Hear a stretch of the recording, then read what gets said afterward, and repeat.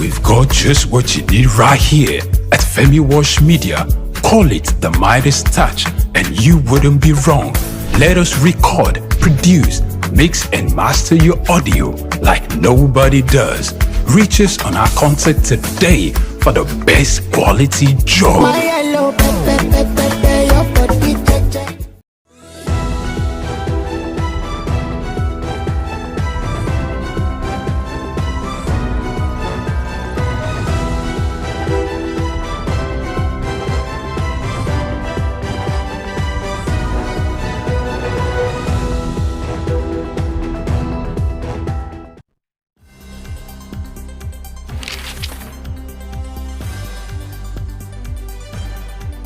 The challenge of governance is to see how we can leverage what is on the ground and convert this to wealth for the people. Russia, China are gaining entry into Africa, and it would appear that some Western countries are losing out. You're working as an expatriate worker, then you're paid in your currency. But then if you must spend those money, you need to convert those money to the local currency to spend.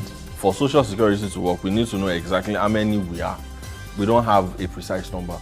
We need to know exact location of people. When we address this exchange rate volatility, we will see definitely cost of goods and services will come down. From a security point of view, we should employ the technology to ensure that we can track individuals and goods within the continent. This is Early Exchange with Femi Ayodele. You know, the Early Exchange is all about shaping policy and advancing development. With our conversation today, we're set to give you the best of programming. And Blessing Aiche. We do hope that you enjoy every time you spend with us here today. The world needs peace. The world needs to come to a round table and find solutions to the pockets of troubles.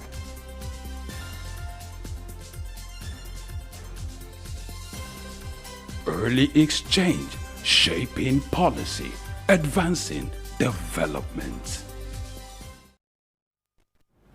Good morning and welcome to Early Exchange. I am Blessing Aiche. This is the Thursday's edition, and I know that you are glad to be seated by your TV set, or even if you're watching from your phone or whatever device you're watching us from. We thank you for making the date. It's going to be a wonderful time with us today. For about a week, downtime, and there's been internet downtime, and that's resulted to difficulty in e-transactions. It's not only experienced in Nigeria, but in some parts of Africa too. What is the cause? I guess you want to know. Stick around and you find that on the SOUQ Plus. How do you access Forex if you are an importer, or if you have any reason to go to the bank and ask for Forex? This is some of the discussions today or an Early Exchange. Stay tuned. First, let me bring to you my co-anchor, Femi Ayodele. There's no twinning, don't worry. We'll stop that.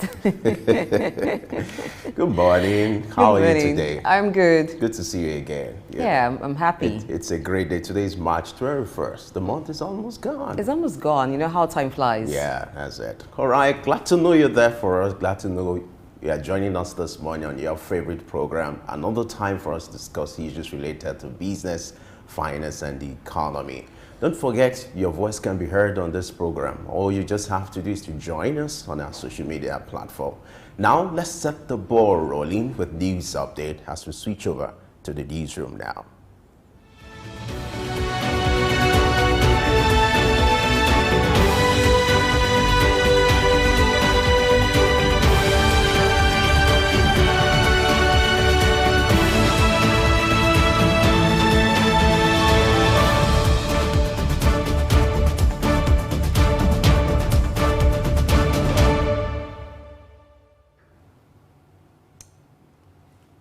Good morning, Femi and Blessing, and hello.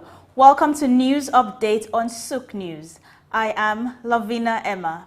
The Central Bank of Nigeria, CBN, has officially confirmed the settlement of all valid foreign exchange backlogs totaling $7 billion in claims.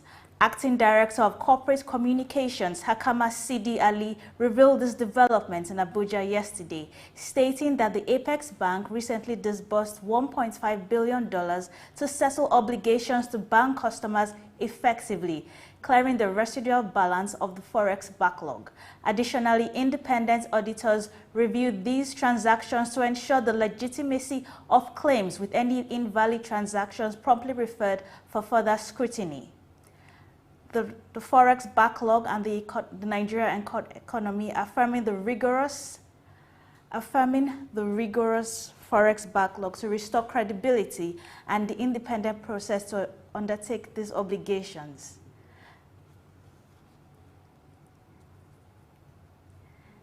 Moving on, the Nigerian Senate and the House of Representatives. The Nigerian Senate and the House of Representatives have both agreed to extend the implementation period of the capital component of the 2023 budgets and the 2.17 trillion naira 2023 supplementary budget until June. Deputy Senate President Barau Jibrin announced the extension during a plenary session following a majority vote in support of the extension. This decision, made in line with the government's request, ensures the full implementation of the appropriation bills. Similarly, House of Representatives granted Tinubu's request to extend the implementation of the 2023 budget until June 30th, 2024. The extension aims to guarantee the complete execution of the Act's provisions. Additionally, the House passed the bill seeking to amend the Appropriations Act 2023 and the Supplementary Appropriations Act, ensuring seamless continuation of budget implementation. And away from Nigeria, South Africa's parliament has referred the collapsed deal to sell a majority stake in South African Airways to a special investigative unit. Initiated in 2021 to end recurring bailouts, the deal aimed to sell a controlling stake to the Takaso Consortium.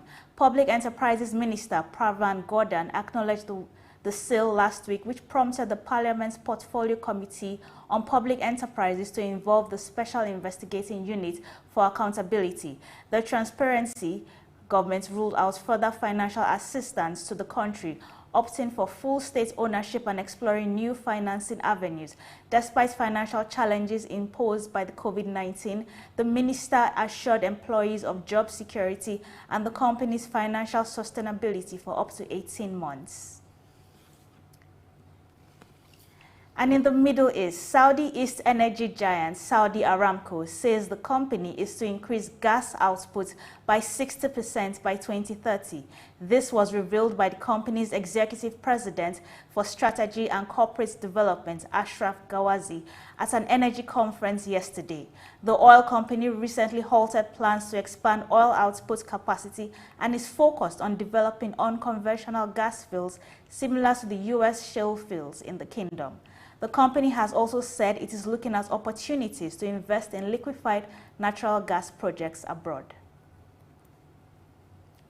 Finally, Barclays PLC is reportedly planning to cut hundreds of jobs within its investment bank as part of its annual review process. The layoffs are anticipated to occur in the coming months and are attributed to underperformers within the division. This move follows a challenging year for deal-making across the banking sector, and aligns with Barclays' revamped strategy, which prioritizes the expansion of its consumer bank with higher returns. The planned cuts were initially reported by Bloomberg, with the bank having already reduced its workforce by approximately 5,000 jobs in 2023 as part of a broader cost-cutting initiative. And that's all for now on News Update. I am Lovina Emma. Many thanks for watching. Stay tuned to Early Exchange with Femi and Blessing.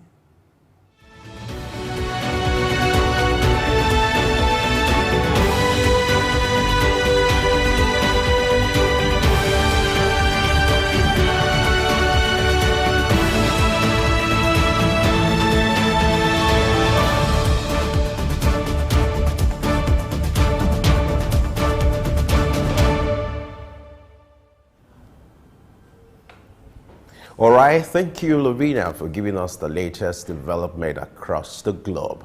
We'll go on a short break now. When we return, we'll kick off our major conversation, looking at our major story for today. Stay with us. The heart of sub-Saharan Africa, where commerce meets progress. Welcome to SOUQ News, your source for business, economy, and development insight that drive nations forward. From the vibrant streets of Lagos, Africa's fastest economic hub, SOUQ News takes you on a journey of discovery, analyzing and reporting the facts that lay the foundation for growth and development. We don't just report the news, we create it. SOUQ News is more than a channel. It is a catalyst for change, spotlighting the stories that shape economies, inspire entrepreneurs, and fuel progress. Covering business, finance, technology, energy, and many more, SOUQ News provides a daily deep dive into the stories that matter, interviews with industry titans, and analysis that empowers your understanding of economic landscape. Join us daily as we dissect, discuss, and deliver the most relevant and factual news on business and the economy. SOUQ News is your trusted guide, empowering you with the knowledge to make informed decisions.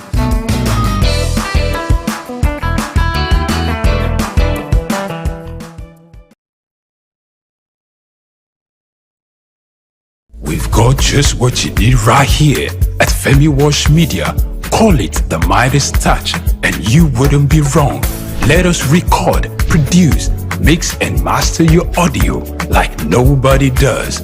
Reach us on our contact today for the best quality job.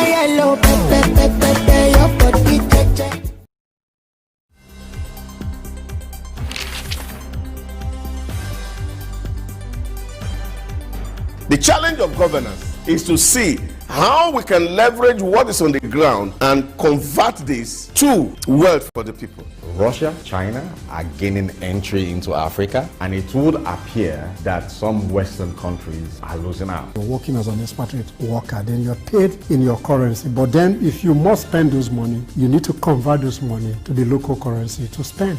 For Social Security to work, we need to know exactly how many we are. We don't have a precise number. We need to know exact location of people. When we address this exchange rate volatility, we will see definitely cost of goods and services will come down. From a security point of view, we should employ the technology to ensure that we can track individuals and goods within the continent. This is Early Exchange with Femi Ayodele. You know, the Early Exchange is all about shaping policy and advancing development. With our conversation today, we're set to give you the best of programming. And Blessing Aiche. We do hope that you enjoy every time you spend with us here today. The world needs peace. The world needs to come to a round table and find solutions to the pockets of troubles.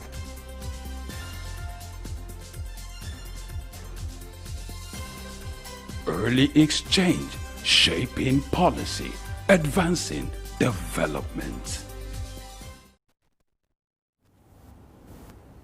All right, let's kick off our business of shaping policy and advancing development for today by looking at the latest developments as regards forex transactions in Nigeria. Come April 1st, Nigerian banks will now require customers to errands. For customers who want to access forex via Form A. Form A is just like an application guideline provided by the CBN, be like a framework for forex transactions. What will be the implication of these for customers, and how will this play out in coming months? Let's hear the opinion of our guest analyst. We are being joined by Dr. Femi Egbeshola, who is the president, the national president, Small Business Association of Nigeria. Dr. Egbeshola, glad to have you joined us on Early Exchange this morning.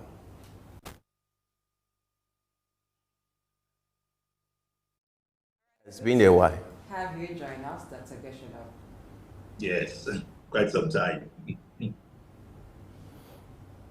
All right. So, what do you make of this development by Nigerian banks? Come April 1st, we'll be requesting that customers who want to access forex transactions will have to provide 3 years tax clearance. In your own opinion, what will be the implication of these, and how will this play out come April 1st? The first side of the coin is that to me, it's a good development. It's not a new policy, really. It's been on since the time of Godwin Emefiele, that's 2023. I think the issue now is that it's been reintroduced or being reinforced. And ordinarily, every citizen should be responsible to governments. Being responsible means that we should be ready to pay our taxes as that when due. So it is a normal policy all over the world for you to pay your tax, either as an individual or as a company. So to me, it's nothing new, and all of us should learn to comply with it.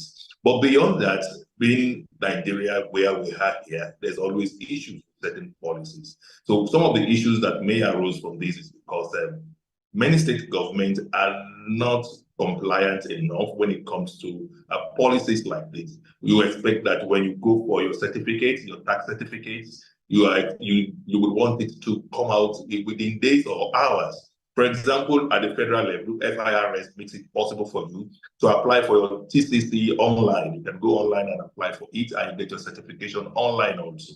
But many states have not adopted technology. So you need individual certificates, individual tax certificates. You may have to go through a lot of bureaucratic bottlenecks, and you have to go through a lot of challenges before you are able to get it. And that may also take some time, which may discourage many people from wanting to go through that route.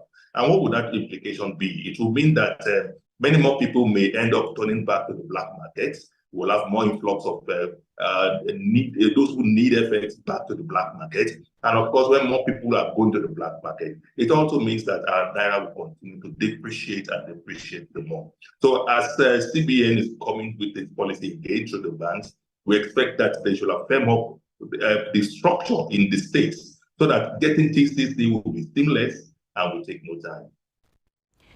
So if the CBN is requiring that the bank, those who are applying for Forex, the Form A applicants, must submit their tax clearance certificate, does it apply to other categories of applicants, or is just those paying for services?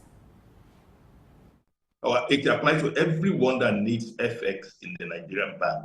So whether you're a foreigner or a Nigerian, as far as you need FX in Nigerian bank, you must definitely get ready to present your TCC.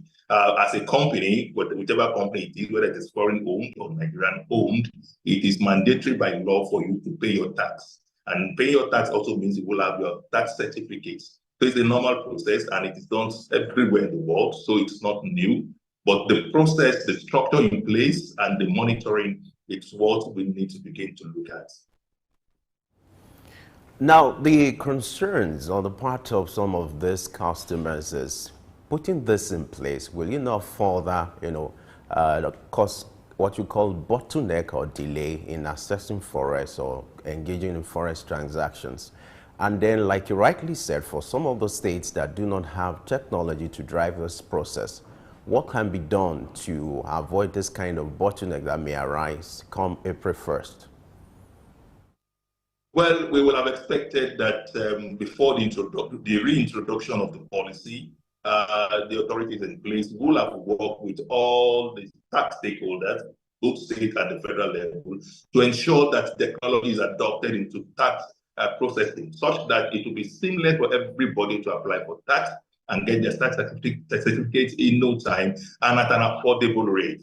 But that, to me, is not on the ground now, and I think it will definitely give a lot of bottleneck to those who would need these certificates, particularly those who are not really structured, those who are in the micro, small, and medium-sized businesses. They may have issues with this, and that may lead them to the black market, like I did say the other time. We also would have wanted a lot of sensitization to have been in place before the implementation of this policy, because Nigerians need to be reminded and reminded again of what they need to do. Not everybody is as educated as the elites, and not everybody is also listening to the news like we do here. So those who are in the small category, the medium category, need also to apply for FX. They also need a certification, and that's why more sensitization should be done to let them know how to go about the process, what they need to do, how much it will cost, and remove as much as possible human interface in the process. All right. What do you think is the reason why the CBN is asking for TCC for forex applicants, particularly those the Form A applicant? What could be the reason for the requirements? And what's your take about the timing for the implementation of the requirements? Well, the first reason will definitely been to generate revenue for government. Government needs money more than any other time. So it's to generate money for government. Two is to be able to capture the data of everybody that applies for FX, to be able to decipher who really are genuine FX, who really are in need of genuine FX, and who are just doing round tripping on FX processes. That is also very important for government to be able to monitor. And I think this is one of the reasons for doing that. The next to it is that we all need to be responsible. There should be a global practice everywhere. And it is important for all of us to learn to pay our taxes, either as individuals or as companies. But then the implication of this is that this is a time that government, particularly CBN, is trying to firm up the real market, the commercial banks for selling FX to the customers. And this is not the time for us to begin to drive people away to the black market. So I think the timing may not be too good. I would have expected CBN to wait a bit longer to make sure that activities in the real market is being firmed up to the point that we will become used to getting our FX in the commercial banks rather than the black market before introducing this policy. Because definitely those who find it difficult to get TCC would go back to the black market. You also should understand that even when you get your TCC and you go to the banks to apply for FX, it does not guarantee that you will get FX at the end of the day. So when people go through a lot of processes to get FX and eventually they did not get the FX, it becomes so discouraging that they begin to wonder, why do we have to pay so much, go through so much processes, and eventually will not get the FX? And then that definitely will discourage them from approaching the regular market. And this is what some of the concerns we would have expected CBN to have addressed and get good solutions to before proceeding with this policy. Interesting. All right. You're aware that most Nigerians, they often access Forex through the parallel market. Now, if this new guideline is implemented, what will be the implication on the parallel market? Are you aware that most of the time they prefer going to the parallel market because of the easy access? But will this further discourage or encourage the patronage of the parallel market? Definitely, it will encourage the patronage of the parallel markets. More customer inflow will go to the parallel markets, and the implication also will be that our naira will become more threatened, and eventually naira will lose value. And one of the major implications is that inflation will also go up. So that definitely is likely to take place now with the introduction of this policy. But in the medium and long term, I think it will be good for the country if this is adhered to. To me, the major challenge, one, is the timing of the policy. Two, is not preparing the subnationals ready for this transition at this time well enough before the introduction of the policy. And three, the need for adoption of technology in all spheres of the process of the value chain before the introduction of the technology, because it should have been done in a way that anybody would have been able to do it with a click of a button on the phone through a site or a link, and within hours you get a certification. This is not done yet. This is not applicable in our time now at the moment. You can only get that done at FIRS, and even with that, there are certain challenges that you still face when you go through the FIRS portal. These are issues that will have been resolved before introducing this policy. But to me, it's a very wonderful policy with very good benefits in the medium and long term. But at the immediate, we will definitely face some challenges that will lead some people to the black market. There seems not to be a synergy between the CBN and the tax body in Nigeria. Why is this so? Well, I think it's one of the issues we have with the country at the moment. Most ministries, agencies, and parastatals do not harmonize their policy, do not come together and see themselves as stakeholders to actually pursue one single policy and put energy together to make sure that that synergy brings about the needed results. That has always been on with many of our agencies and parastatals. And it's the same thing now with CBN and FIRS. we would have expected that there must be a sense of harmonization between the two agencies so that policies like this become very seamless. And at the moment, I think what we need to do is begin to shout out and let CBN know that, well, their policy may be fine, but without the collaboration of some critical agencies, it may not be good enough to achieve what they want to achieve. Because the important thing is to make the citizen comfortable with whatever policy government or agencies of policy or of government is coming out with. If it is not comfortable, it will continue to challenge businesses. And if it continues to challenge businesses, the effect will appear on our economy. And that will be, to me, a negative indicator for CBN at the end of the exercise. Let me find out from you, what are your expectations from bank customers who may likely be affected by this development, and what kind of preparation could they put in place before this will kick off April 1st? April 1st is just a few days to this time. Definitely many business owners particularly are not prepared for this now. And by our own experience, getting TCC takes a lot of time in the subnationals, and it takes a lot of effort. So in the immediate, most business owners who are patronizing efforts would definitely become disenfranchised. They would not want to go to the bank for efforts for now. They will look for alternative means of getting their efforts, which is definitely the black market. And this also will affect prices of goods and commodities the more. It will also affect planning for businesses and projection for businesses in the long run. At the immediate too, we will see that the banks are just pushing out the information without any sensitization, like I did say. We will have expected that the timeline for the application for the implementation of this policy is extended to a bit more, maybe for the next 2 or 3 months, for every customer to be well sensitized. Beyond that, for every customer to be positioned and ready for presentation of TCC, meaning that they will have enough timeline to be able to go and apply for TCC, get their TCC ready for presentation to the banks when they need Form A. What would you prescribe? What innovations would you prescribe for the state's Inland Revenue Service? The Federal Inland Revenue Service seems to be on top of their game in this regard, but the issue here basically lies with the state's Inland Revenue Services. My take is that the FIRS at the immediate should begin to engage all states, the Inland Revenue Services of all states to be able to adopt technology. FIRS have started it. They can educate those states on those models and encourage them to adopt these technologies. And we always say again that when it comes to taxes, there should be just one portal for tax administration and payments.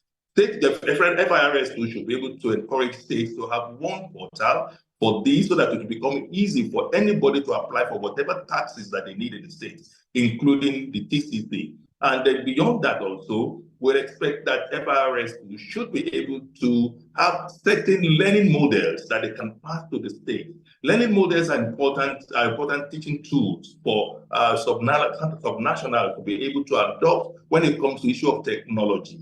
These are the processes we'll expect that governments through FIRS should be able to do so that they can carry along all the state governments through their Inland Revenue Services, and it will be easy for anybody, whichever state you are in the country, to be able to apply for TCC and present them eventually to the bank for whatever transaction you want to do. All right, we're still making conversation as regards forex transaction in Nigeria.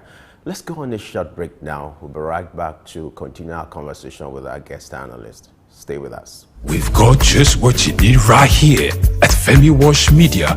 Call it the Midas touch and you wouldn't be wrong. Let us record, produce, mix and master your audio like nobody does. Reach us on our contact today for the best quality job.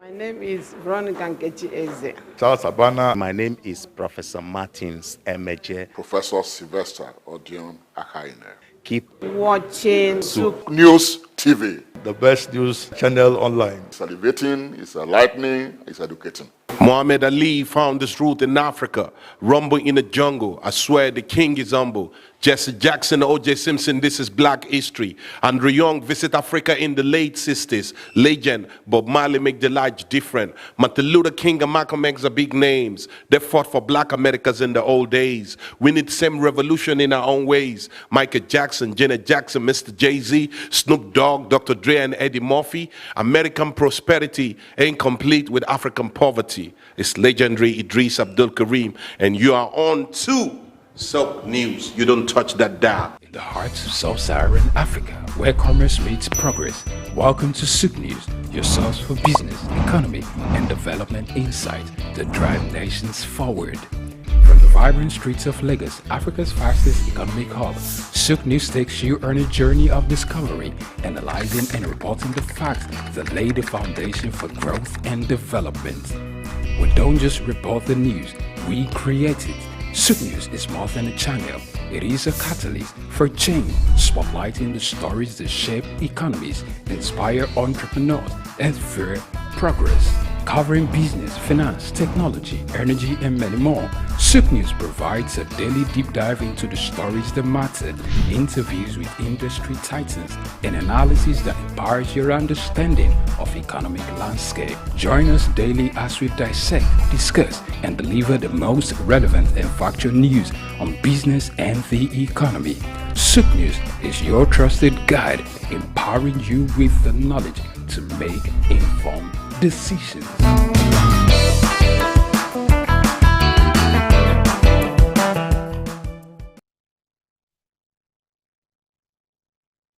Three wise men. Iconic sculptures and statues adorn major metropolitan cities of the world.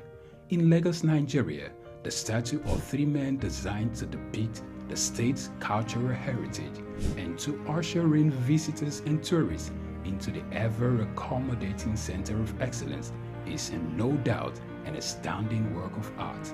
Originally built under the administration of Colonel Raji Rasaki, designed by Bodu Shodende in 1991 and standing over 12 feet high, referred to as Agba Meta or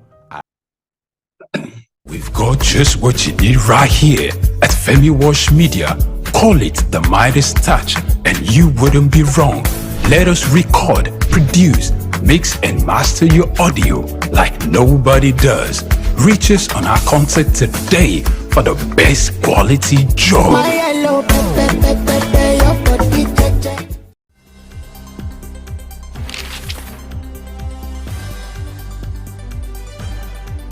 The challenge of governance is to see how we can leverage what is on the ground and convert this to wealth for the people. Russia, China are gaining entry into Africa, and it would appear that some Western countries are losing out. You're working as an expatriate worker, then you're paid in your currency. But then if you must spend those money, you need to convert those money to the local currency to spend. For Social Security to work, we need to know exactly how many we are.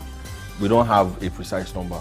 We need to know exact location of people. When we address this exchange rate volatility, we will see definitely cost of goods and services will come down. From a security point of view, we should employ the technology to ensure that we can track individuals and goods within the continent.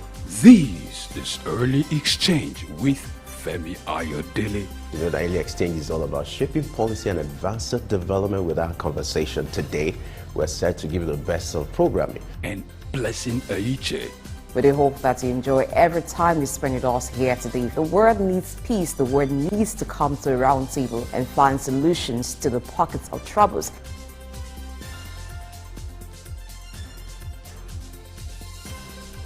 Early exchange, shaping policy, advancing development.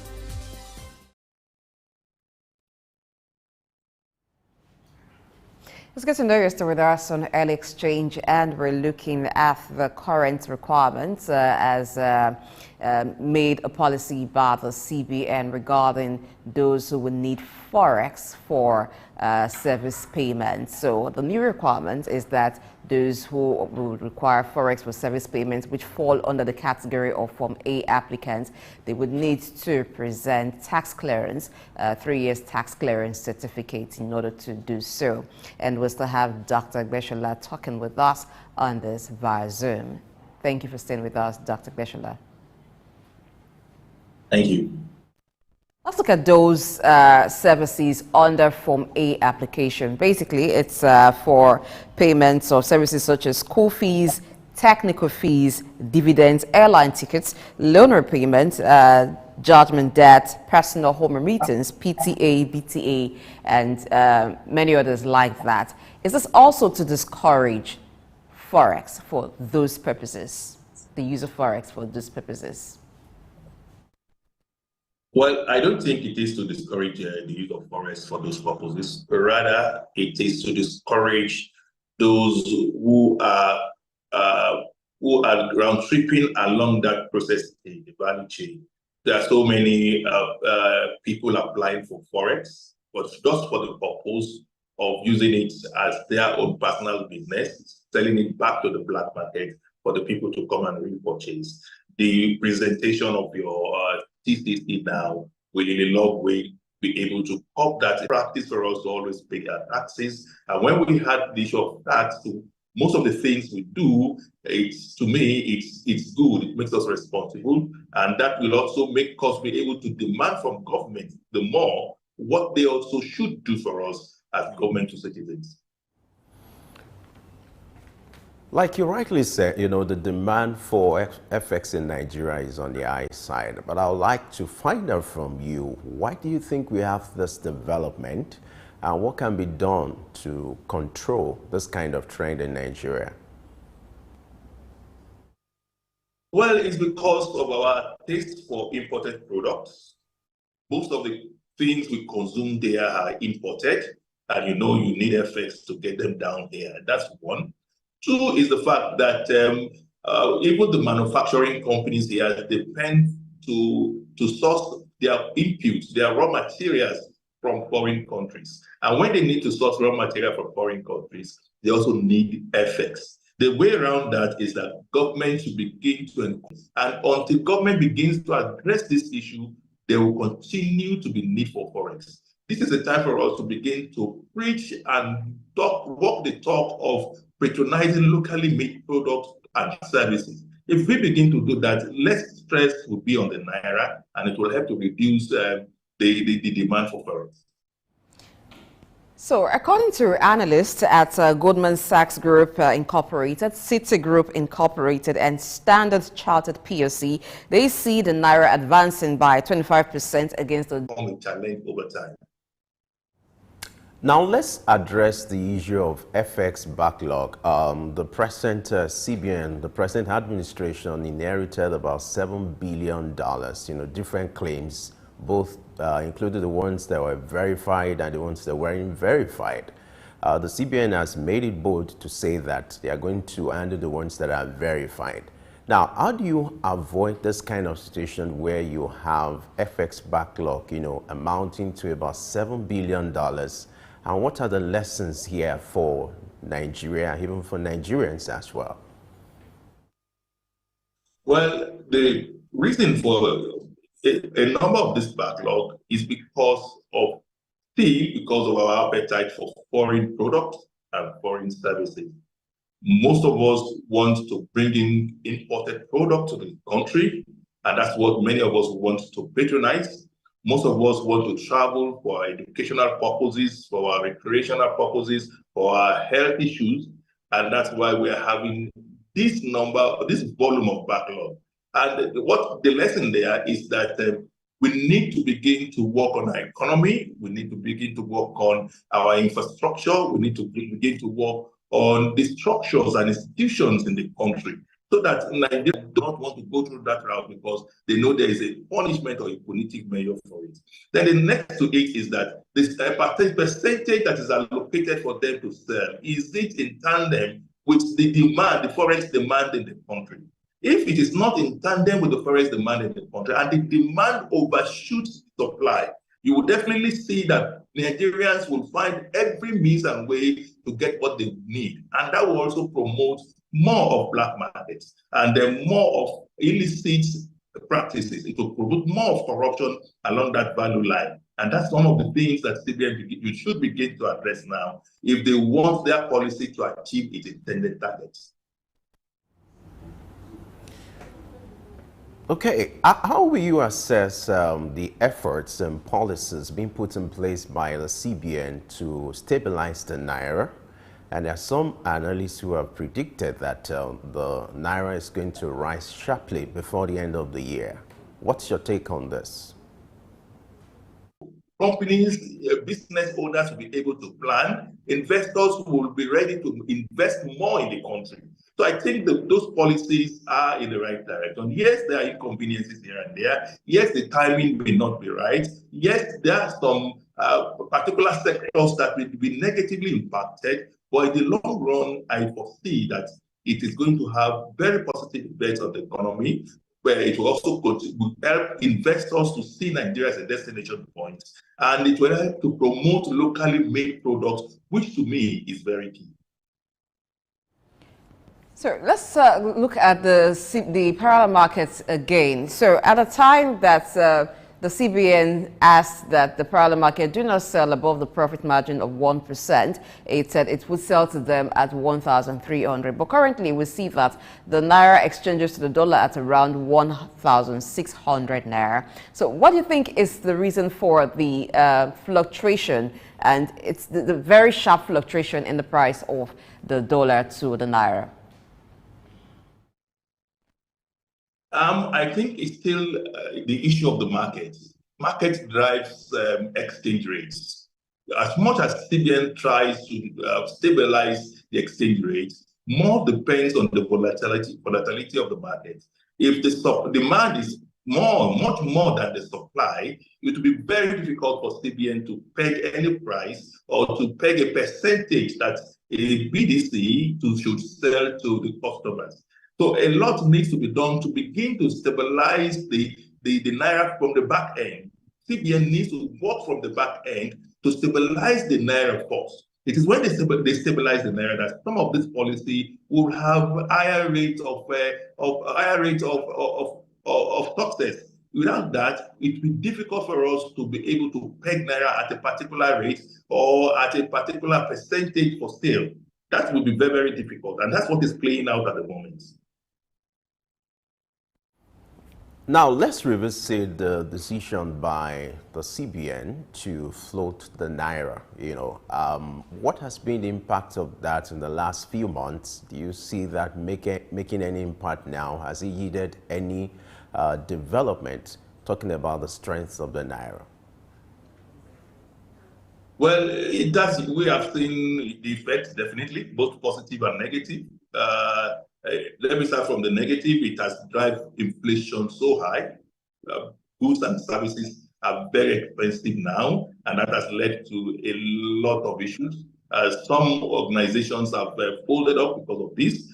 Some manufacturing companies is producing far below capacity because they cannot get enough funding to get forex to get their raw materials or input again, because their working capital has become eroded. It has led to job losses and on like that.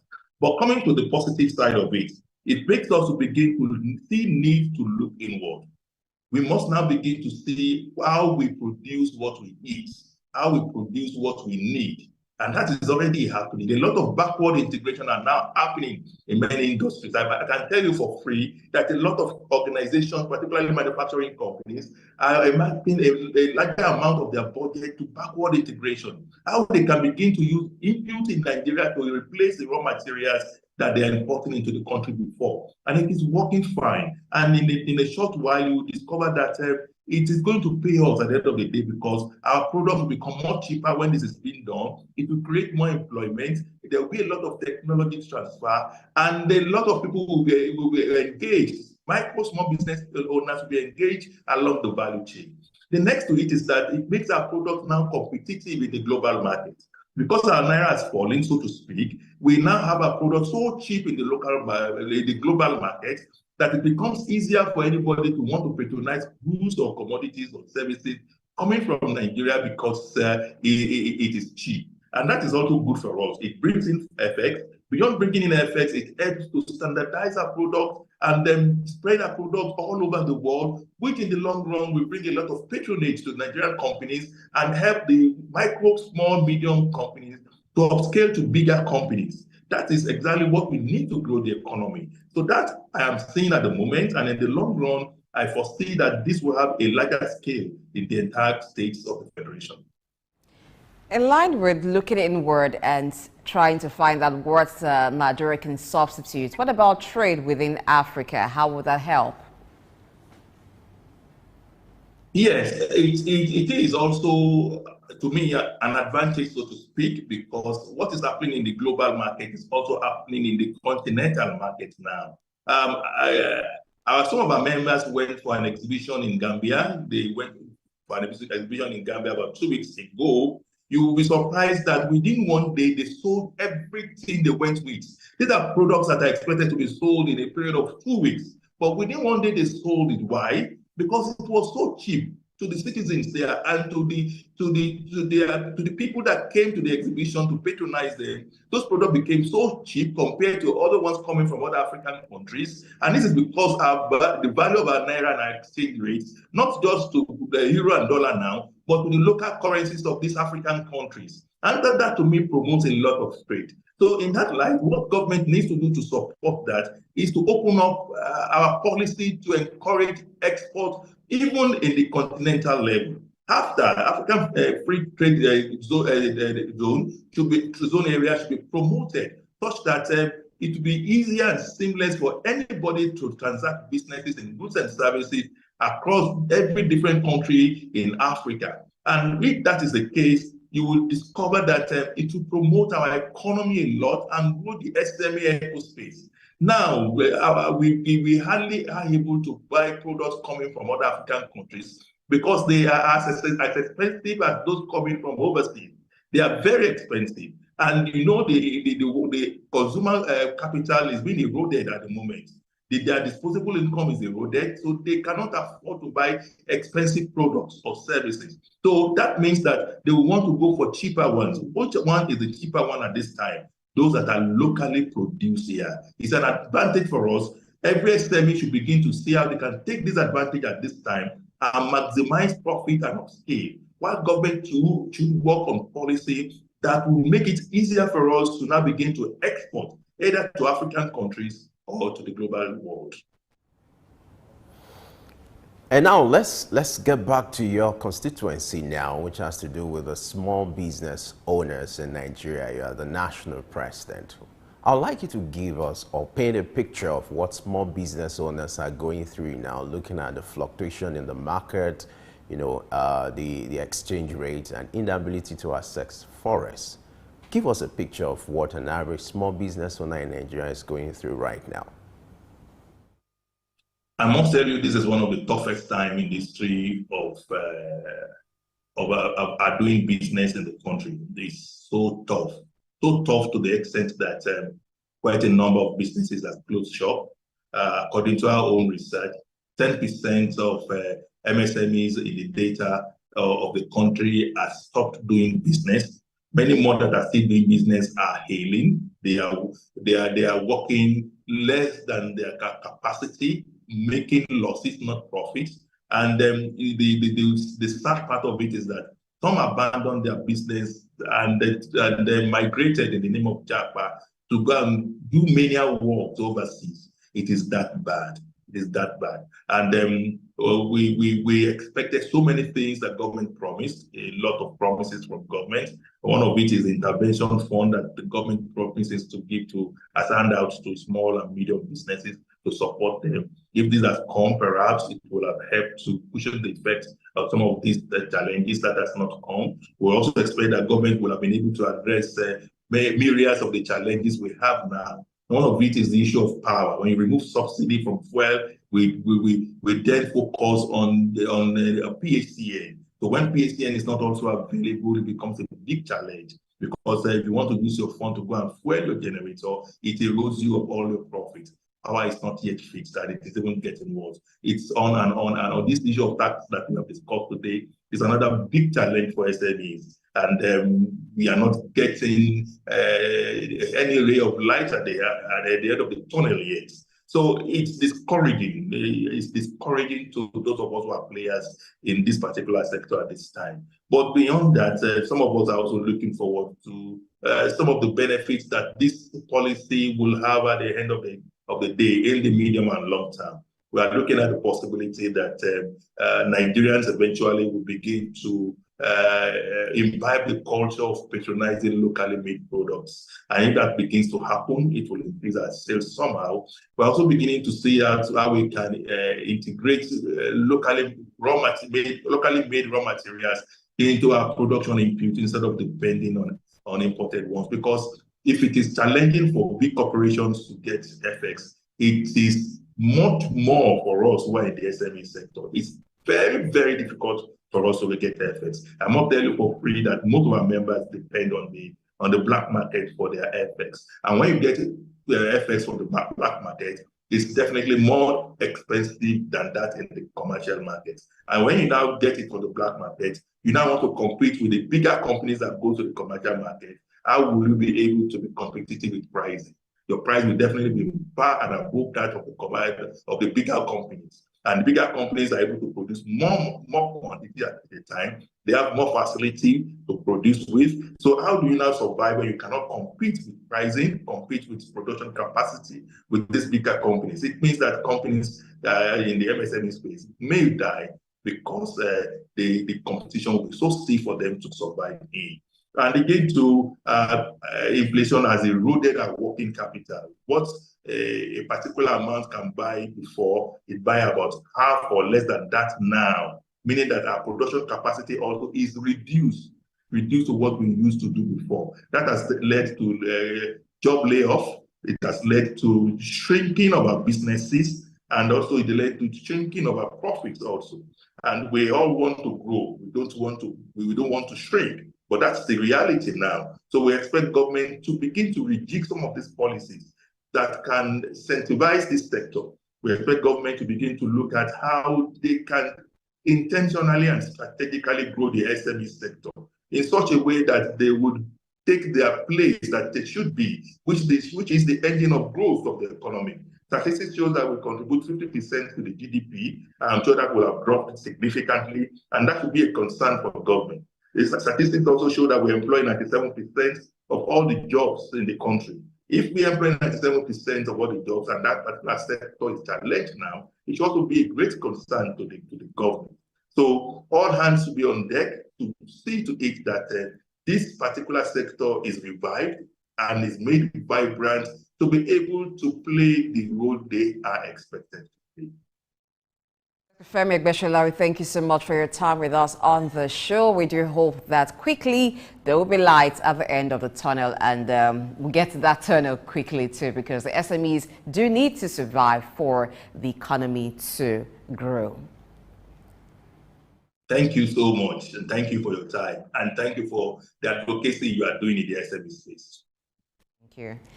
Yes, we've been talking with Dr. Femi Egbeshola, who is the president, Association of Small Business Owners in Nigeria, ASBON, and he's talked extensively about the new CBN requirement for Form A applicants in order to access Forex. We'll take a quick break. When we return, it'll be time for us to look at the cause of the internet downtime experienced in Nigeria and some African countries for about a week or even more. Stay tuned. My name is Dr. Rafiu Oladipo. My name is Baba Jalal Repega. I'm Reverend Juliet Benite. I'm Godio Didi. My name is Professor Oladokun Sulaiman Olarawaju. SOUQ News is on the ground, loading. Very enlightening, very educative, and entertaining. Thank you to SOUQ News. So I'm happy that SOUQ TV has come into existence. I'm happy to be here in the SOUQ News. I want to encourage you to subscribe to the channel and keep watching news that makes sense. As Browning said, once extension of one's reach should not exceed one's grasp, or what is heaven for? And I think SOUQ News is doing that. Africa needs a voice of truth, and SOUQ News has become one of them. And get ready, get ready, get ready. And keep watching. Keep watching SOUQ News. Keep watching SOUQ News. It's a place to be. Keep watching SOUQ News.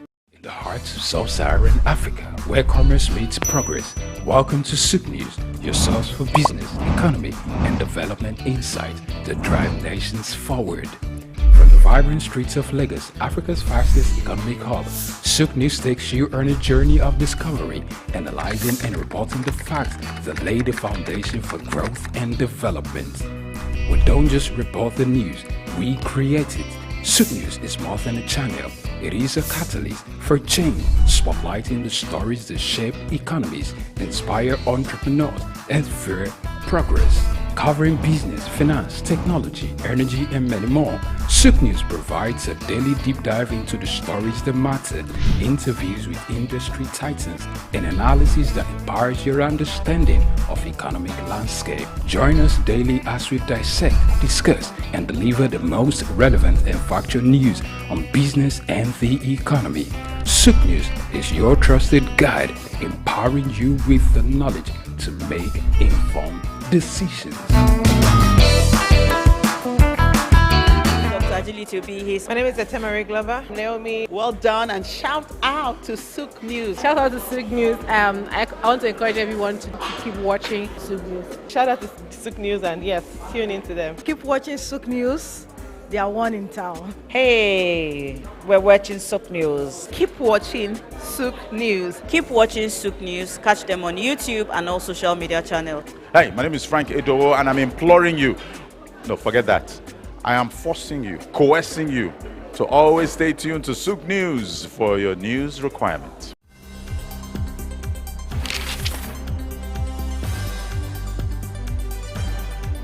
The challenge of governance is to see how we can leverage what is on the ground and convert this to wealth for the people. Russia, China are gaining entry into Africa, and it would appear that some Western countries are losing out. You're working as an expatriate worker, then you're paid in your currency. But then if you must spend those money, you need to convert those money to the local currency to spend. For Social Security to work, we need to know exactly how many we are. We don't have a precise number. We need to know exact location of people. When we address this exchange rate volatility, we will see definitely cost of goods and services will come down. From a security point of view, we should employ the technology to ensure that we can track individuals and goods within the continent. This is Early Exchange with Femi Ayodele. You know, the Early Exchange is all about shaping policy and advancing development. With our conversation today, we're set to give you the best of programming. And Blessing Aiche. We do hope that you enjoy every time you spend with us here today. The world needs peace. The world needs to come to a round table and find solutions to the pockets of troubles.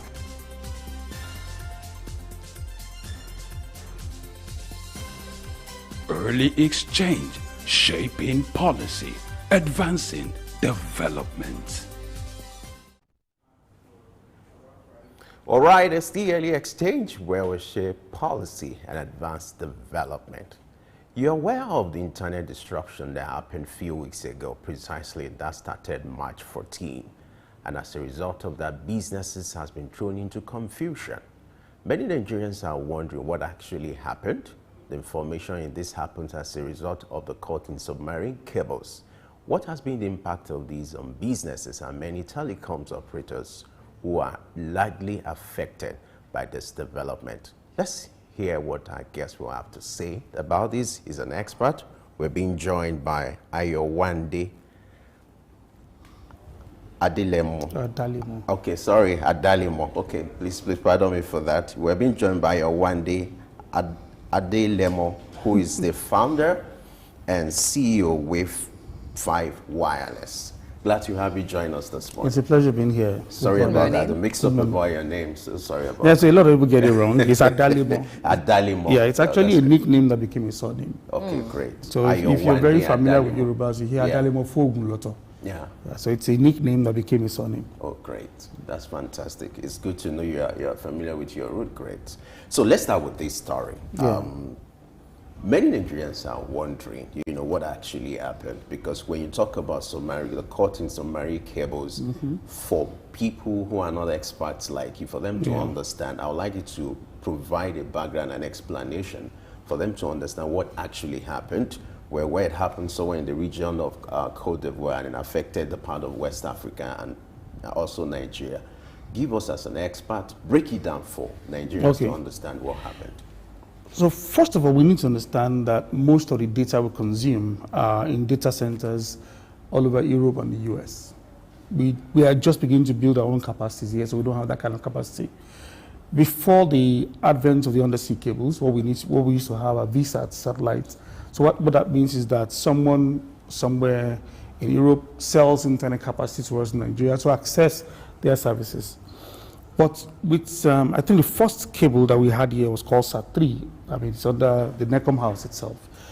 That cable runs through West Africa, South Africa, all the way to Sassenbrouw in Portugal. Connects to Portugal and data center, and then from Portugal all to the telehouse in London, so that I can now get on the internet here and travel faster transmission all the way to the telehouse in London, and the telehouse in London is connected to the Hong Kong Exchange connected to China Exchange, like that. And then thereafter, one cable came in. Now, these cables are fiber optic cables that take, one has over 7 terabytes of data per second coming into Nigeria. I think it's the largest cable landing system that landed here. Now, because it's a new technology in this part of the world, the charting of the ocean routes for ship conflicts severally with the undersea cables. It's not just Africa. It's also happened in Asia, it happened in the Pacific Ocean. Sometimes when ships are approaching the berthing stations, they drop their anchor. I mean, you know how heavy anchor is. The anchor now sometimes hits the submarine cable, drags it, and then breaks it. And that is exactly what happened in this instance. A ship dropped an anchor, and then the cable break. But unfortunately for us, that appears to be almost like a convergence point between East Africa, West Africa, and the cable that goes all the way to South Africa, Ghana, and then to Sassenbrouw. Main one is a major part of that consortium, and some other consortiums as well, so which is why we suffered that in Nigeria.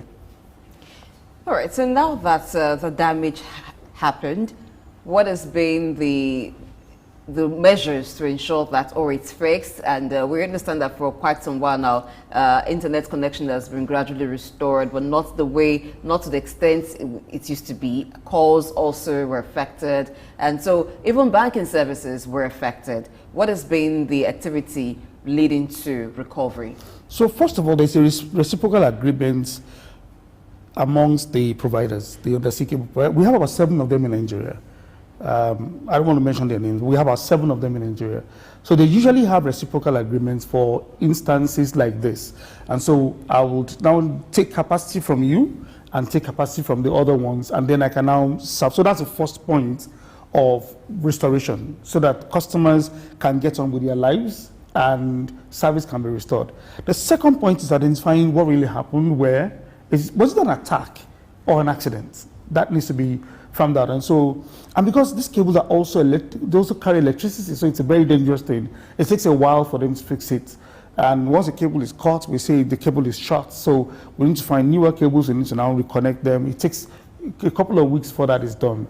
That will be done by the provider, and so they take a ship and the cable divers, they take frogmen on the who now repair that part that was cut.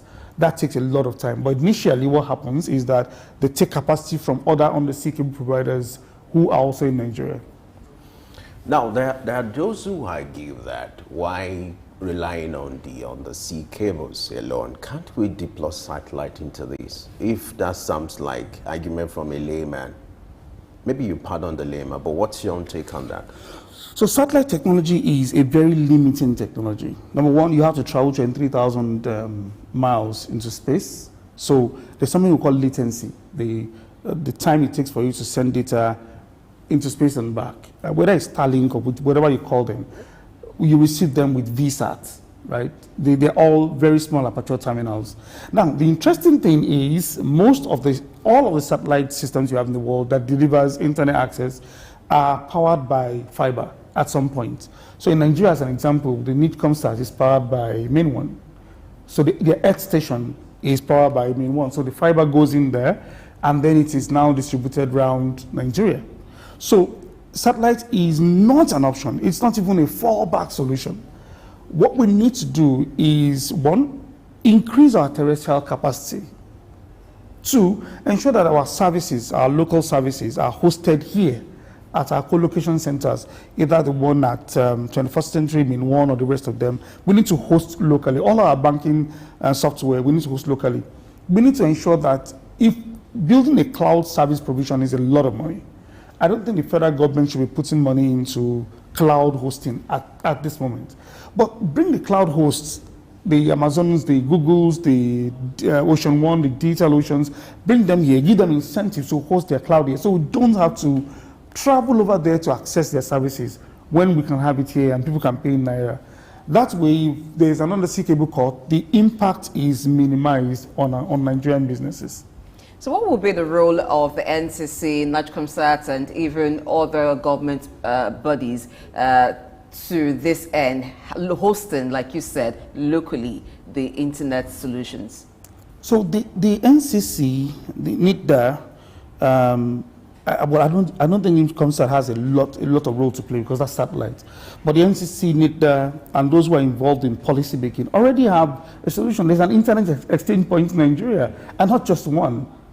It is now enforcing the policy, ensuring that every single internet service provider, every single mobile network service operator, every single co-location service are at the exchange point, and that we have reciprocal agreement amongst ourselves. That's pretty very important, and that's the problem we have. Not everyone is on the internet exchange point. If everybody was there, and then we can put our cloud services on the internet exchange points, all services are routed locally. It is only essential services that now go international, which is where we're now impacted. Most of our services are going international, which is why this impact was felt by businesses. Why are the services going international? Is it because the providers are international companies? No. So I mentioned cloud service providers now. So even if you have a local, so I run a local ISP, right? But most of our software that we use is hosted on Azure. Azure is owned by Microsoft, or is owned on Google Cloud, or Amazon Web Services. South Africa has, most of these cloud service providers have their hosting facilities in South Africa. We don't have any in Nigeria. The best we have are mirrors, like caching points in Nigeria. So we need to travel there and even consume our own services hosted outside. That's the problem we have. How did we get to that situation where we are not even thinking in that direction, to localize some of this? I know it could be very expensive, it could take time, but the journey will start from somewhere. So what should be the starting point for Nigeria? So I don't think it's a problem in itself, if not for the impact. It's almost like, do we have competitive advantage? If I put a cloud service, which I said there was incentives for them to come here. Do I have the competitive advantage to put a cloud service offering in Nigeria? How many businesses can take that on? We've not even baked a bigger pie. Is it the civil service you want to get on board cloud services? Is it government? Government is the biggest business anywhere in the world anyway. But the way our own government runs, we see that it is almost difficult to say all government services run with this cloud provider. So it is cheaper for me to actually host abroad, which is not a problem. The question is, where is my competitive advantage if I want to host locally? Electricity is a challenge. Co-location services are very high and expensive. So I'd rather host somewhere where I can have 1 terabyte of internet access for $50 or $500 as against 1 megabit of internet access that is $50 locally. So the competitive advantage is there. The question is, what are we building that we can now offer the world from here? Even if I'm hosting it there, which is an advantage for me, what am I building that the world can consume from there? That's the most important question. So as it is now, how has that impacted on the quality of internet services in Nigeria and around Africa, even before the cable cut? Before the cable cut, it was fine. I mean, 7 undersea cables in Nigeria alone. I think there were 2 in Ghana, Cote d'Ivoire has one. The East African region has about 3 or 4, right? So the quality of internet access was great. Would you say it's as great as what is obtainable in other clients, let's say in the West? So that question, it can be, as an example, I think the largest carrier is one that they have up to 10 terabytes per second. That's enough to ensure that about 100 million Nigerians are watching HD level streaming for almost 3 or 4 years. So that's the kind of capacity that only minimum has. We're not talking of Glo, we're not talking of AAC, we're not talking of all of the rest of Google has landed, Facebook is also landing one, SAT3 is there.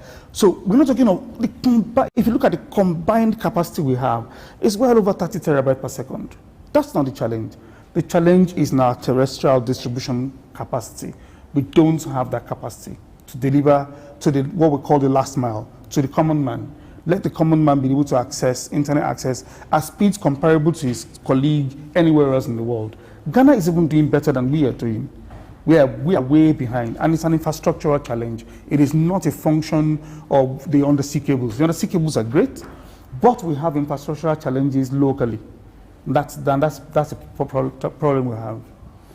Now, the scenario that played out about this submarine cables, what are the lessons from it? Because if things happen like this, you expect that the lessons will be learned, and then this will inform or help planning for the future. So what are the lessons for the service providers, for Nigeria, and also for businesses? Or what are the backup plans that could mitigate against this kind of development if it happens? There's very little that businesses can do because we are consumers. You can't overspend and overspec yourself for this sort of situation. So I think it falls likely in the Ministry of Digital Economy and Innovation. What Bosun is doing now, Dr. Bosun is doing now, is what needs to be done. There needs to be a regional approach to protecting these undersea cables. We need to rechart the ocean routes for ship, taking into cognizance that we have undersea cables. So what are the new routes that can be charted, or what are the new technologies and sensors that can be on ships? And I can also tell the data centers that there's a ship approaching and the NIMASA is involved. So the NIMASA needs to be involved, the Navy needs to be involved, NCC needs to be involved, BIDA needs to be involved, so that when a ship is approaching and it's getting close to another sea cable, whether it's dropping its anchor or not, signals are sent and we can radio that ship to tell the ship, you are very close to another sea cable system. But it has to be regional. I dare say even international, which is why the minister, the Honorable Minister, has gone to the International Telecommunication Union and having a meeting with them to say, let's begin to protect these undersea cables. It affects everyone everywhere in the world. So it's a government thing. This is where the government now needs to play their part. Businesses, there's very little they can do, except you now begin to have 3 or 4 or 5 providers, which is over-speccing. The best solution is for the businesses to protect those undersea cables and then ensure that everybody has not just reciprocal agreements on paper, reciprocal agreements technology-wise, so that the routers are really talking to each other. So that if there's a downtime, it is automated, not the length of time it took for us to now cut over to other providers. What will be the challenge, or what has been the challenge in having that synergy in terms of the technology and even honoring agreements? You're talking about having a regional agreement to rerouting the sea route. But do you think that's going to be easy to achieve, even regionally, let's talk about internationally? Again, most of these landing cables are private companies, they're private corporations. They understand the importance of reciprocal agreements. But government also now needs to sit down and ensure that there's integration. Competition comes into play. So I don't want to play with you, but I want to play with this person. Which is why the government needs to come up with a policy that says everybody must have these agreements with each other for this level of service provision when it's a force majeure like we saw. Beyond that, and then it's left to competition. Because I like to protect my business. If I was an undersea cable provider, if I buy capacity from you, and I see that it's profitable, what stops me from cutting your undersea cable every time? So the government must come in and put all of things in place to ensure that not one person has the advantage over the other person. Again, government is now, every single country has their own policies. So you have to now meet with the ministers of each of those countries, and everybody has to agree on how much impact does this have on me. Some countries are not back up as we speak. Nigeria is even very lucky. We are back up, right? Some other countries are not back up. I don't think Ghana is still struggling. Cote d'Ivoire is still struggling. Kenya is still like this struggling. So governments need to understand that this has a huge impact on revenues. We've lost billions of naira in just a couple of days. How do we forestall this? A lot of banking apps didn't work. You know what I would do to healthcare, what I would do to feeding, especially now that inflation is galloping, food inflation is galloping at 40 degrees, I can't even pay to get food because my banking apps are not working. What happens to wages? When we look at all of this and the impacts, and we can now measure the impact in terms of money lost, man-hour lost, time lost, then the government will realize that this is the value of this property, these assets we have under the sea. And because of the value, this is how we want to protect them. All right, let's expand this conversation by looking at internet services in Nigeria general. There have been complaints about downtime, poor services and all that. The conversation now is around 5G. So where are we, and what are the factors responsible for these poor services? What are the shortfalls, and what are the areas that improvement should be looking at improving those areas? First of all, 5G is not it's for the top of the pyramid. It's not for the bottom of the pyramid at all. You need a high-end phone to be able to access 5G network. So it's an elite network. It's not something that is for the masses. And that has been a bane of our problem in Nigeria. We focus on the top of the pyramid, maybe the middle of the pyramid sometimes, businesses and high net worth individuals, or individuals that can afford to buy my modem. So the infrastructure we deploy is infrastructure that allows me to serve that part of the market. That infrastructure is limiting, and because consumers are inundated with new services, new software, new apps every single day. If you talk about the TikToks and the YouTubes and the rest of them, people actually just sit on YouTube and TikToks every single day. You will realize that the infrastructure cannot take this. Meanwhile, expanding this infrastructure, you have to go back to the NCC to get more license for frequency. You have to do fiber optic cabling, and if you do fiber optic cabling, you have to deal with the boys on the streets. And dealing with the boys on the streets, you have to deal with sabotage. They cut your cable. The man who is looking for iron condemn is going on the street and just sees your cable, just pulls your cable out. He does not care. There's no protection for those kind of infrastructure in Nigeria. There's no emergency that's been declared to say this is national assets, regardless of who puts it on the ground. There's even no coordination for those kind of assets put on the ground. So I'm digging my cable and I realize that, oh, someone's cable is here. I was passing through Jota the other day and I saw my own cable outside. Someone had dug and got out my own cable while putting his own cable in the ground as well. We don't have a ducting system, a general ducting system that works. Lagos State is trying something, but it really doesn't work. How much more a national ducting system that protects that infrastructure? We don't have enough base stations around because these things are expensive. And hey, if I was a service provider, the first question I ask myself is, where is my money coming from?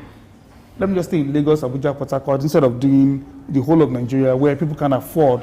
The economies of scale is not there to afford those services.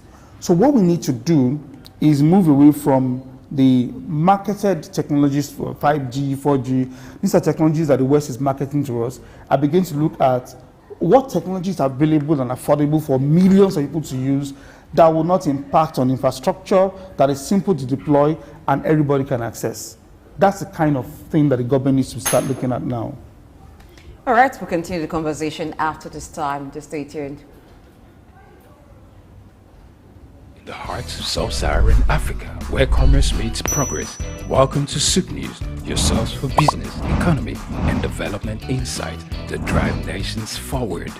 From the vibrant streets of Lagos, Africa's fastest economic hub, SOUQ News takes you on a journey of discovery, analyzing and reporting the facts that lay the foundation for growth and development. We don't just report the news, we create it. SOUQ News is more than a channel. It is a catalyst for change, spotlighting the stories that shape economies, inspire entrepreneurs, and fuel progress. Covering business, finance, technology, energy, and many more, SOUQ News provides a daily deep dive into the stories that matter, interviews with industry titans, and analysis that empowers your understanding of economic landscape. Join us daily as we dissect, discuss, and deliver the most relevant and factual news on business and the economy. SOUQ News is your trusted guide, empowering you with the knowledge to make informed decisions.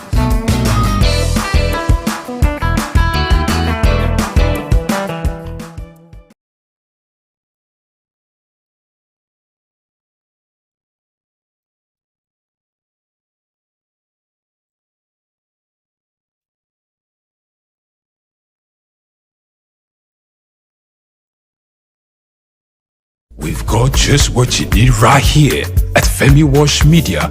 Call it the Midas touch and you wouldn't be wrong. Let us record, produce, mix and master your audio like nobody does. Reach us on our contact today for the best quality job.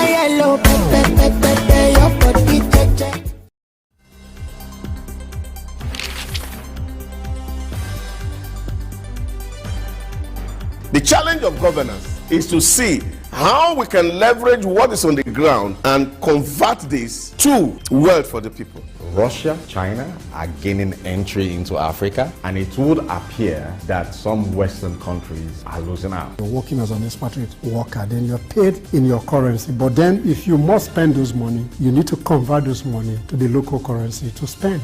For Social Security to work, we need to know exactly how many we are. We don't have a precise number. We need to know exact location of people. When we address this exchange rate volatility, we will see definitely cost of goods and services will come down. From a security point of view, we should employ the technology to ensure that we can track individuals and goods within the continent. This is Early Exchange with Femi Ayodele. You know, the Early Exchange is all about shaping policy and advancing development. With our conversation today, we're set to give you the best of programming. And Blessing Aiche. We do hope that you enjoy every time you spend with us here today. The world needs peace. The world needs to come to a round table and find solutions to the pockets of troubles.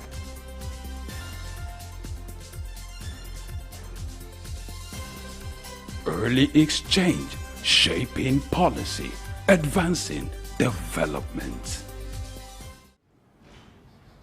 Stellar Exchange, and we're looking at the course of the undersea cable cut that affected internet, bank transactions, and even telecommunications for over a week in Nigeria and some African countries. And we'll have in the studio Ayowande Adalemo, who is the founder and CEO Wave 5 Wireless. Before we went on the break, we're looking at the quality of internet services in Nigeria. Let's look at internet access. Yes, we know that internet penetration in Nigeria is fast growing, but what is the level of access? It's still expensive trying to buy data and have internet access. In other climes, you have public Wi-Fi services, but in this part of the world, how much of that do we have and how safe is it? We've had a number of attempts at public Wi-Fi in Nigeria. I mean, I'm involved with two. This is my second attempt at ensuring there's pervasive public Wi-Fi in Nigeria. Public Wi-Fi is usually not safe. Usually, because a number of times those who put up public Wi-Fi just want to either want it to come to their shops, or it's something a rogue Wi-Fi network that you find and it's not protected. For public Wi-Fi to work on a mass market level, you have to ensure that it is secure. So what we're doing in my company, as an example, is that for the public Wi-Fi, you create your own account. And so you are within a protected, secure network. And then we have a number of technologies that we've also put in place to ensure that nobody can sniff the Wi-Fi signals and see and get what you're doing, get your data. So it's protected. And we're following the NDPR standards to ensure that the user data is protected. And now, because of the new CBN rules, everyone on our network needs a wallet. And so for you to get a wallet, you need your name. So that even further protects, it further personalizes your Wi-Fi network. Also, until you share your OTP with someone before you can use it. But yes, if you're using public Wi-Fi or any internet access for that example, you have to be careful about what sites you visit, where you go, who you share your credentials with. Because whatever you do on the public internet, you're on your own. Do you have an antivirus? Do you have malware systems that protect you? If you don't have that, you can't blame the Wi-Fi network for whatever you see. So whether you're on the Wi-Fi network or not, once you're on the public internet, once you're on the internet, you're really on your own if you don't protect your own systems. Talking about provision of public Wi-Fi, it appears the service providers are doing more than necessary in this climb. So what kind of incentives can be put in place to encourage investors or companies who want to invest in these for them to succeed and then do well in this kind of arrangement? To do well in this kind of arrangement, you need incentives around infrastructure. Right of way is a major impediment. You want to put your fiber, because of course to provide public Wi-Fi you need fiber optics. You want to put your fiber on the ground, you need right of way. Right of way in Lagos is expensive. I think Kaduna and Ekiti are the only states that have said, you know what, right of way for us is, Kaduna is free. I think Ekiti is 145 naira per meter, which is cheaper than what you find everywhere else. So right of way, that's the first thing that needs to be done. The second is that we need to find a way to get, so we're talking of internet. How many people can actually access this internet when it becomes very available? Total number of smartphones we have in Nigeria today is less than 30% of the total number of phones we have. And that's a challenge. How can we get devices into the hands of people, especially in rural communities? Because when they have devices, then they can begin to think of businesses, they can begin to communicate, they can partake in the digital economy. If we don't have that, so there needs to be an incentive on ensuring that the cost of devices is lowered to a point where just anyone can afford it, or some kind of credit systems like the president has always been talking about that allows rural farmers, rural people, people in secondary schools to access devices that they can use to learn, to trade, to do commerce. All right, so let's talk about the costs of the internet. Why is it still expensive to have access to data and to make use of internet in Nigeria? Again, it boils down to infrastructure. When I say infrastructure, virtually every single base station you see, and I'm talking about the 4G and 5G networks and 3G, is powered by diesel. Electricity is unstable. So you have to power by diesel, or you have to do extensive solar installations. So like we use solar panels for all of our installations. And we're just a small ISP, right? We're not as big as the MNOs. So if you look at the cost of diesel and the cost of maintenance and running all of this, vis-a-vis the quality of disposable income we have, what is competing for the users, for that user's disposable income, you realize that you need to price yourself at a level where everyone can survive. Otherwise, we won't survive. And I will not agree that we need another subsidy regime for data. No. I think what we need to do is to bring in a thinking of scale. Like we are doing at our own company, we're thinking, can we build infrastructure that can scale, that can take millions of people? If I can take millions of people on board, then I can spread the cost and then it can lower the cost significantly. Most of the initial infrastructure built by the MNOs was for voice, and then started layering data on it. That's expensive. And they need to recoup back their investment. So we really can't blame them, except you want them to die. That's where, so it will still be expensive for a while, but the more we scale, the better it becomes for Nigerians. So is that the challenge of the small internet service providers versus the large ones? What you just described? It's a technology challenge. Most of the providers we have follow the Western technology, and there's always that bandwagon effect. So there's WiMAX, and everybody ran after WiMAX. Remember, there was WiMAX, and everybody was shouting WiMAX at the point. Then the LTE came, the long-term evolution of the CDMA variant came, and everybody's on to LTE, and now we have the 5G. However, there's a technology on every device you have here, which is Wi-Fi, right? Wi-Fi has its limitations, doesn't travel very far, maximum 200 meters. It doesn't, it has a high capacity, but it's susceptible to interference a lot. So if I open my microwave oven, my Wi-Fi is affected. If someone revs their engine outdoor, technology has grown to ensure that we minimize those impacts, but Wi-Fi is still not it's not a clean technology to use. However, if you design it properly in such a way that it mimics microcells, then you can have thousands of Wi-Fi hotspots all over the city that you can now give to people who cannot afford the high cost of 1 gig or 2 gig. And that's what we are doing. We're trying to ensure that we have Wi-Fi virtually on every street light in Lagos, so people can have access to free internet. What that does to the mobile network operators is that they can now offload their data on us.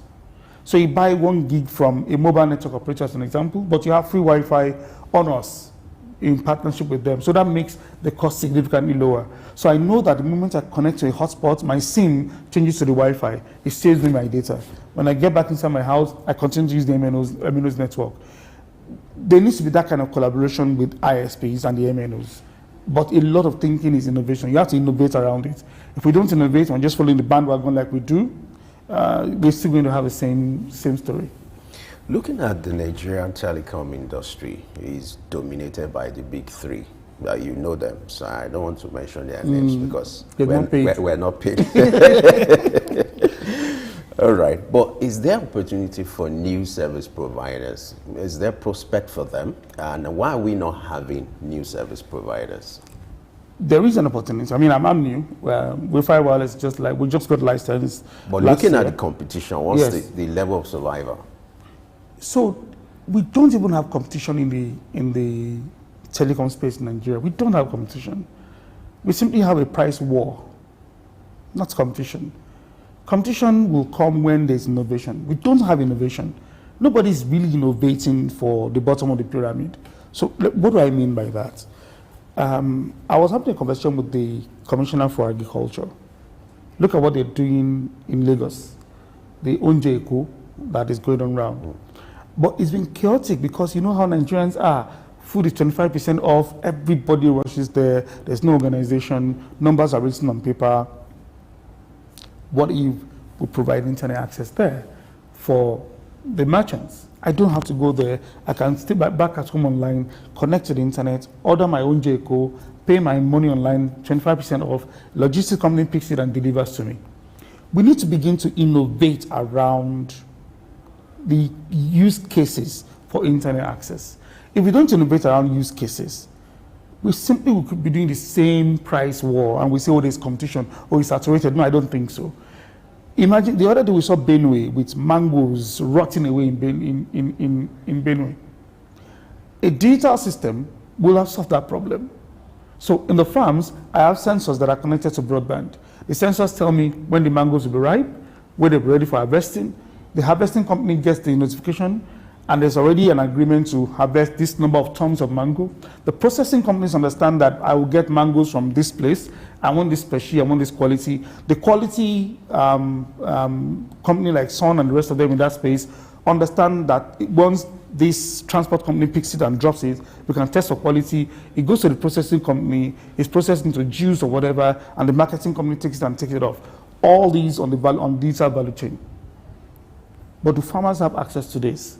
So there's still a huge market for internet access. There's a huge need. So the competition we see is just price wars. I price myself at 500 per gig. Oh, I will do 499. Oh, I will do 498. And then we'll price ourselves so low that nobody can go beyond that band anymore. We need to leave the price wars and begin to offer consumers innovation. Talking about offering innovation, we have lots of tech companies, even tech startups. So what is the disconnect between what the tech companies are doing and providing local solutions to local problems? Oh, we're just slaves to Silicon Valley. That's the answer. We're just copying what is in Silicon Valley and slapping it in Nigeria and thinking it will work. Nigeria is largely peasantry. I will do my small thing, he will do his small thing, you do your small thing. Nobody's thinking at scale. To solve Nigeria's problem with technology, you need to think at scale. You need to think really at scale. But if you bring a technology from Silicon Valley and I just want to develop an app, I am tired of hearing I'm developing an app. Interestingly, I'm also a director at Founder Institute, where we train as entrepreneurs. The solutions is not an app. The solution to Nigeria's problem is not an app. It is technology, but maybe back-end technology. And then front-end is run the way we run it, but technology now ensures that the processes are easier. So you see a lot of tech companies here, but we're just slapping Silicon Valley technology on Nigeria, making a lot of noise about it, raising a lot of money, but very little outcomes, because we're not solving the problem for the everyday man. We're not critically looking at, I'll use an example. Let's say, so after Jumia Foods left the market and they wound down, a new guy came on board. I don't want to mention his name because he has not paid to, but I like him, right? And he's a Nigerian. I mean, once he's a Nigerian, I am wholly in support of a Nigerian company doing businesses here. And he innovates around how to deliver food. You see young 18, 19-year-olds riding bicycles and delivering food to you. So he aggregates restaurants in communities, and then the young guy can go with a bicycle. You don't need a bike, so you're not paying for fuel, you're not buying diesel, you're not repairing the bike. You're simply just ensuring that you're employing thousands of young people who are young school leavers who will not get into universities possibly next 2, 3, 4 years, but they're earning good money. That is how to think. So there's an app, yes. But if you look at that business, the app is the least part of that. The app just brings convenience to ordering. The business itself is aggregating helpers, runners, who have bicycles and can deliver. Our tech guys, tech bros, as they call themselves, need to move away from the Silicon Valley idea and try to be like a Zuckerberg, to really thinking, how can I deliver amala to the person that needs it there in a way that will not change the way I want the amala to be delivered? That's how we need to think. How do I ensure that we take our competitive advantages to the world? Not just an app that does what the other app is doing, another app that does what the 1,000th app is already doing, which is why you don't find that growth and that synergy between results and the number of the plethora of tech companies we have in Nigeria. All right, let's make reference to this issue of mobile number portability. At the point NCC was preaching the gospel of this mobile number portability, what actually went wrong? Was it more like a lip service? No, it's more like the devil is in the detail. So you think that this service provider has a problem and you want to port to this other one, and then you port and you realize that where you were coming from was a lot better than where you are now, and then you port to the other one. It's just a function of the service level that was provided. So people just got tired of it. Why not stay with the devil you know? And instead of potting, let me just get another SIM from this guy so that when this is down, I can. So there are certain things that probably will never work in Nigeria. Mobile money will not take off because everybody has an app and there's USSD. It wouldn't take off like we saw the M-Pesa in Kenya. It wouldn't. Number portability will not take off because you don't have, maybe now that we have mobile virtual network operators that have been licensed, maybe we'll begin to see differentiated services and better offerings. But before then, it's the same kind of service offering. I'm putting fiber on the ground, my fiber is cut, my service is down, and I'm ported to you. I'm back to square one. In fact, some people ported today and they experience outages for weeks on end. And like, why did I just port? So instead of porting, what we will see is that people take several SIM cards from different providers just to be safe. And that's what we'll see. So nothing happened. It's a brilliant idea. Technology is there, but the behavior behind the use of technology, again, technology is not, it's just a tool. It's not a thing in itself. What is the human behavior? How do people consume this service? If they don't consume the service, technology will just sit down there. So let's wrap up with protecting the cables, whether they're undersea cable or they're the ones under the ground.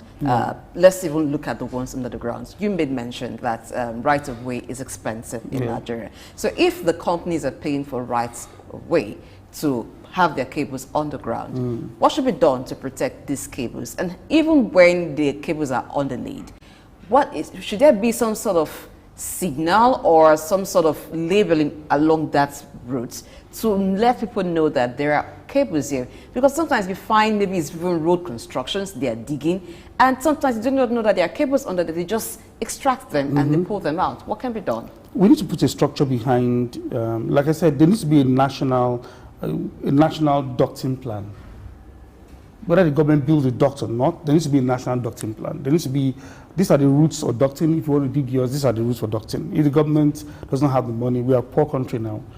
But if you want to do yours, this is the route. And every state should adopt that and say, these are our routes. Lagos State tried something. Unfortunately, I think the guy handling it is not handling it properly, right? Where you have a duct and everybody can go into that duct. That will solve the problem. Then we need to enforce laws in this country. Someone cuts my cable and I catch him and everybody around is begging to say, sorry now, sorry, let him go, he's poor. No, he needs to go to jail. That's a critical national infrastructure that he has just damaged. They need to enforce laws. We need to declare all of our critical telecom infrastructure, because we are in a digital economy now. We need to declare them as national assets, regardless of who owns it, and then enforce laws. So vandalism needs to be dealt with seriously. In terms of technology that can be used for monitoring, except we have cameras like Lagos State is doing all over the place, there really is very little you can do to underground cables. Sensors may work, but that just increases the cost of deploying these things. And that's why you find out that most times people just manage what happens. So you pay street boys to do security for you, you pay security in turn, and then you also now monitor yourself. That's the way we deal with it now. Otherwise, the government needs to step in and start saying these are critical infrastructure and nothing must happen to it. Yes, there's labeling along the lines where you see what we call manholes, and they're labels to say this is a manhole. Everybody has their label. The challenge is... But sometimes the interpretation of manhole around here is, oh, maybe there's a drain. It leads to a drain somewhere. So sometimes it leads to a drain, sometimes it is critical infrastructure. Regardless of what it is, people steal manhole covers. Something needs to be done to ensure that it's either quickly replaced or we find a solution to that challenge, a human behavioral challenge. We need to find a solution to it very, very quickly. Anyone stealing, where are they taking it to? Who is buying it from them? We need to nip that on the bud. Thank you so much, Ayowande Adalemo. I got it right. Yeah, you got it okay, right. I should give myself thumbs up. Yes, we've been talking with him. He's the founder and CEO Wave 5 Wireless, and we've been looking at the course of the undersea cable cut that has affected internet, telecommunication, and of course e-transactions across some parts of Africa, Nigeria inclusive. And then this is our appeal. I think the government should do more to protect, like he said, national assets. We all live in a global world. Telecommunication is important, internet is important. Yes, everything that comes along that line is important. You know how we've suffered the short while that there's been interruption in terms of services. So for those who go about digging without knowing what they're digging, some form of permission should be required. And those who buy manholes that have been sold, you're also aiding and abetting that crime. Let's have a change of attitude. I'm Blessing Aichi. Thank you so much for watching Early Exchange today on SOUQ News. The show returns tomorrow, 8 a.m. West African time. Stay with SOUQ the rest of your day. You will not regret it. Enjoy your day. And from me to you, let's see how we can deploy homegrown solutions to our problems. It is often said charity begins at home. Let's look inward in solving our problems. Don't forget Early Exchange returns tomorrow, and the conversation continues on our social media platform. I am Femi Ayodele. Bye for now.